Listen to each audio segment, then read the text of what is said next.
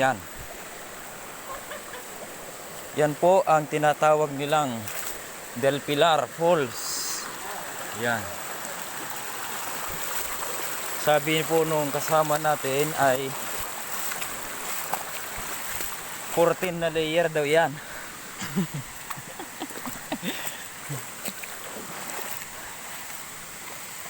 Makikita natin ay may mga baon pa dito. Yan. Yan. Medyo maliit lang, hindi gaanong kataasan yung falls. Yan.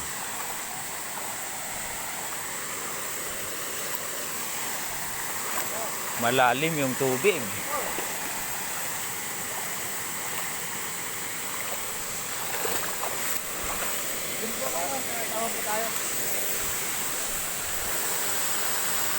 Yan yung guide po namin mga ka-vlog.